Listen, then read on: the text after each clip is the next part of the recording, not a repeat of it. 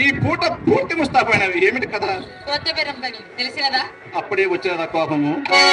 ఎంత ముక్క పట్టిన ముత్యమే. అవునవును, ఎవరి మాటలు వారికి ఇంపుగానే ఉంటుంది. ఈ పూటను ఎవరో తప్పక పైకమిచ్చదరని నమ్మకముగా చెప్పి వెళుతుంది గాని మా ఎమ్మ నోరు కట్టవచ్చును కదా అని మహా సంతోషంతో ముస్తాబై కూర్చున్నందుకు కలిగిన ఫలితమే. అయినా మీ మగవారు మారువారిని ఏ చెండాడు నిన్ను నమ్మనవాడు నిర్మూల వేసుకున్నాడు. ఏదో ఆశాన కన్న మాట కూడా అంకలు కిందలకు చింతామని హాస్యం నాకు హద్దున ఉడలమండ హాస్యం. పోనిమ్ము పొరపాటే. సుబ్బుచి ఎందుకు వచ్చాడు? ఆ సంగతి మీకెవరు చెప్పారు? నేనే చూశా. వీధికి మనం వచ్చినచో మీ అమ్మ కళ్ళని కిరటకు మొదలుకొచ్చరికి అతను తడాను తలవేసుకొని మన బయటకు వచ్చాడు. ఆ పాటున నన్ను చూసి అతను చూసి నేను తెల్లపోయాను. అంతటా అతనికి అనుమానం కలకున్నట్లు కోడి గుమ్మలాడుతూ కొద్ది దూరం మెడకు వెళ్ళాను.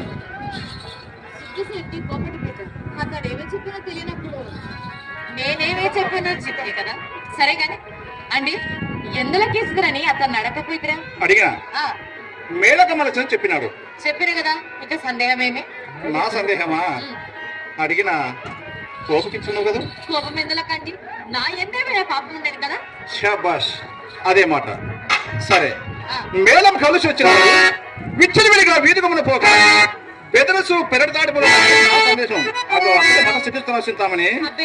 అదే కాదండి, ఇది కూడా అతన్ని అడగపోయిద్దిరా. అడిగేవాడిని. అందులోకి ఒక బాలమిత్రుడు కనిపించి అడగటానికి అవకాశం లేకపోయినది. సరే, అట్లయినా ఆ విషయం గురించి నేనే చెప్పేది. మేళమ్మ గురించి మాట్లాడే మా ఎమ్మంతని వెంట పెట్టుకుని వచ్చిన వారికి మర్యాద ధర్మము కదా అని కూర్చివేసి కూర్చుండ పెట్టి మీద అతను వచ్చిన పని విడిచిపెట్టి నాతో అధిక ప్రసంగం పెట్టాడండో.